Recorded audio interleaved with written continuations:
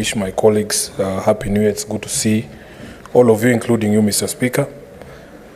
And it's quite telling that this is one of a few committees where there's very little contestation. I don't see as much interest from members to be part of this committee as others. And I was just asking my colleagues who have served with me on that committee in the previous session, Mr. Speaker, it could be because this is one of those committees in this House that does not have the usual trappings and perks of other committees. There are no trips for the Senate Business Committee. In fact, Mr. Speaker, there are no perks that I am aware of. And this is one of those committees that cannot be adjourned for lack of quorum. So if you are a member of this committee, you must show up for meetings of this committee. And I suspect that is why the interest is not as high as the impending committee on impeachment of the governor of Kisii County that I've had here. Mr. Speaker, it has been the privilege of my life, my short life in this House, to serve on the SBC. I know just what awaits us in terms of scheduling business for this House. We have struggled with the many requests we got from members when it came to instances, for instance, on question time to cabinet secretaries.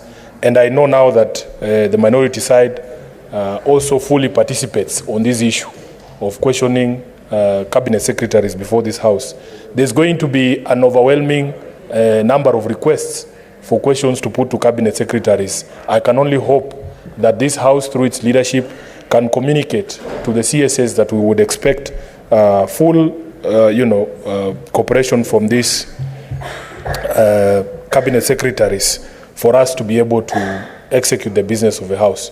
Mr. Speaker, I may be the only one, but every time you flip a calendar, the expectation is that you will turn a new leaf in your life also. My expectation during this session was to see the best side of my colleagues here. But some of the comments that have already gone ahead have dampened my spirit and my expectation that some of my colleagues return the very same people we said goodbye to in December. In the sort of debate that we're going to have here, Mr. Speaker, I was hoping to see a change, that we are new people, that we would give opportunity to new ideas and new thoughts, that we will listen to each other better, that we will not use this opportunity to rile up each other. If, for instance, there is a critical matter, such as a matter that was involving both sides of a political divide as a bipartisan report, some of the comments that I have heard from my colleagues leave me very wary of what we can expect in this session. And I know the majority leader must have been as offended as I have been by some of the comments directed at a committee that he served very ably and was able to midwife a child under very difficult political circumstances. Mr. Speaker, also last year we had cautioned that as a House we should not be preempting our own business, so that people should not be anticipating debate and making comments that lend themselves to some of the attacks we have received as a House, that matters come here when there is already a predetermined outcome. It has broken my heart, Mr. Speaker, for people to speak about business that might come before this House in a manner that suggests that decisions have already been reached. Even before we are seized of those matters, it is quite heartbreaking that indeed some people turn the calendars in their houses, but they never turn a new leaf in their own lives and in their own conduct as elected leaders. Mr. Speaker, I want to reiterate my commitment as a member of this, proposed member of this committee, that in fact, if approved by this House, I will dedicate my time as required to be able to conduct the business of the SBC, and some of the things that, because the proposed members have not gotten to speak, ordinarily we shouldn't speak, is that, Mr. Speaker, we make other sacrifices to be members of the Senate Business Committee.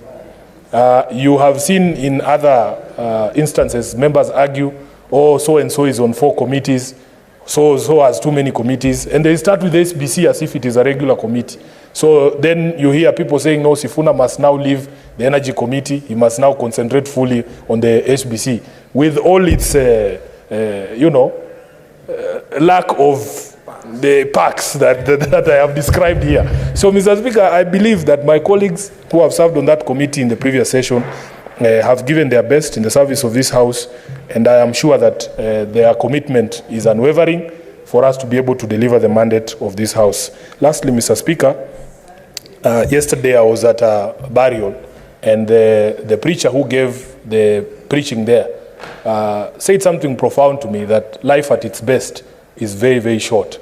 Mr. Speaker, I could not believe when I heard the news about Kelvin Kiptum, that just when his career was taking off, just when he was becoming a global brand, just when everything looked up for him, we lost that young man in the most tragic of circumstances. I want to also take this opportunity on my own behalf of my family, on behalf of the ODM party, for which I am the SG, to condole with the family of Kelvin Kiptum, and to just say that we pray that God rests his soul in eternal peace. I thank you, Mr. Speaker.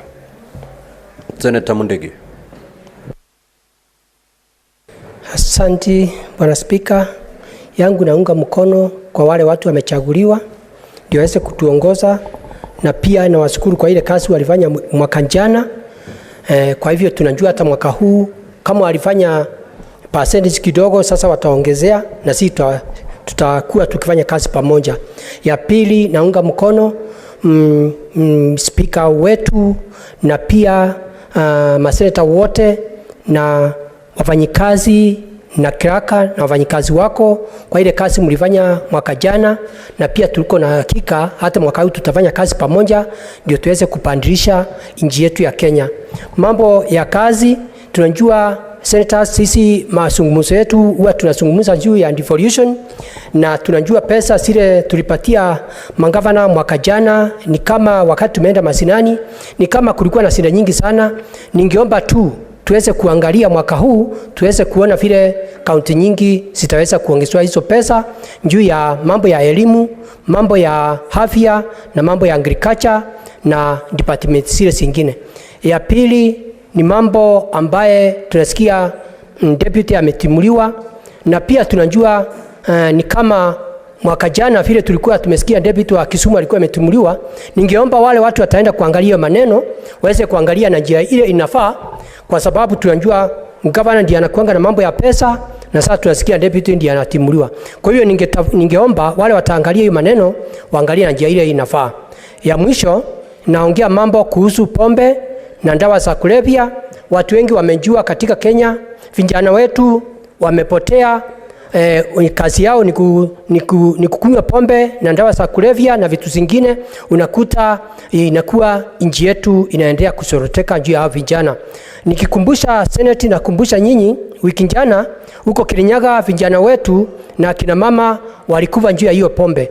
Kwa hiyo mwaka huu ningeomba pia Senate kienda kupitisha pesa, tuweze kuona kama kuna pesa itatengwa, kila county iweze kuwa na pesa ya kuweza kufunza hao watu na pia kuwaonyesha njia ile inafaa. Asante. Kwa hivyo naunga mkono Bwana Speaker. Ni mimi Senator wa Embu County ambaye ni deputy party leader wa Democratic Party. Asante. Now, honorable senators, kindly avoid commenting on the matter touching on the impeachment of the deputy governor, because doing so is anticipating debate. Senator Eddie Okech. Thank you, Mr. Speaker, and Happy New Year to you and all the members of the House. Mine is actually a very short comment.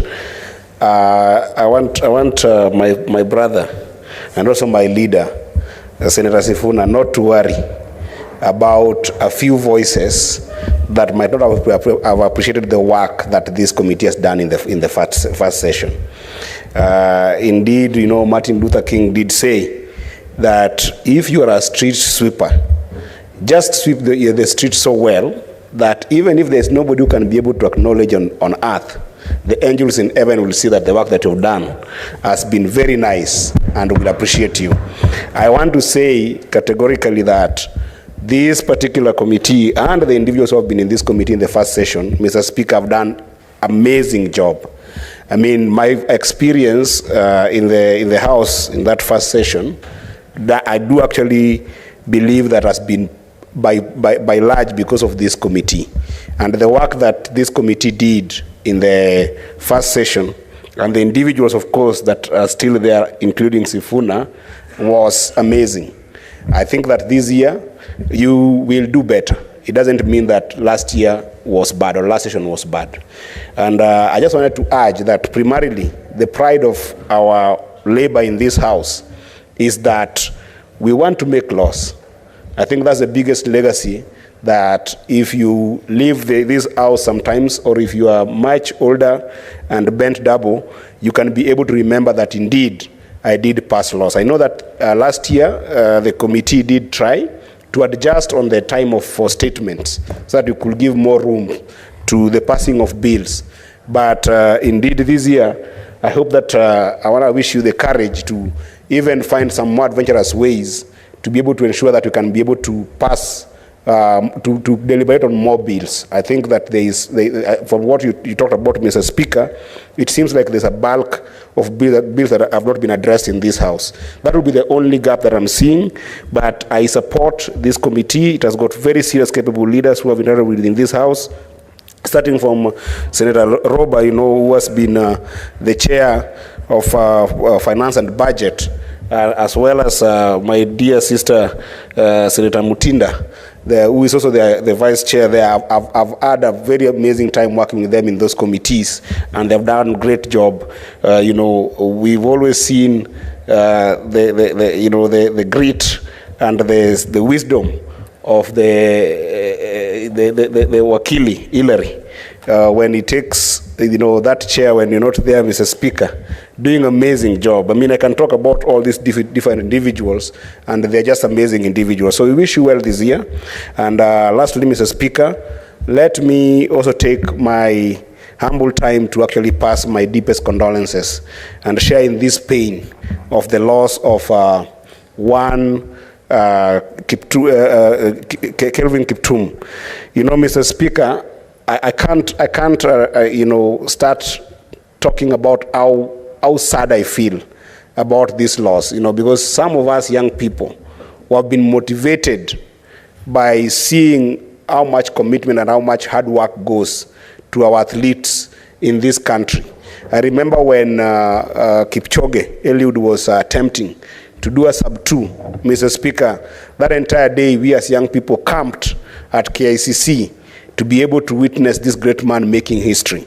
And this year, one of my biggest delights for this year, and one of the things I wanted to see was somebody doing it actually in official time. And we really were hoping that Kevin would bring this home to the country. And therefore, it's a very, very painful experience that I cannot explain, not only in the DNA of the nation, but even to the family. But in the same weight, Mr. Speaker, I don't want us to forget to take this humble opportunity also to say sorry to the family of his coach, Mr. Akizimana, who was a Rwandese, by citizenship, but actually did dedicate his time, rising just recently to the elite coaching levels in the athletic world. I think that this House cannot forget him, because indeed he was the biggest partner to Kevin and also gave so much to this country. And I want to take this opportunity as a senator in Kenya to also pass our deepest condolences and share in the pain of his family in Rwanda, as well as the Rwandese Athletic Federation, for that big loss that they also experience. And I hope that as a country, we will stand with both of them together, because it is on their shoulders that this country prides in the kind of fame that they have given us.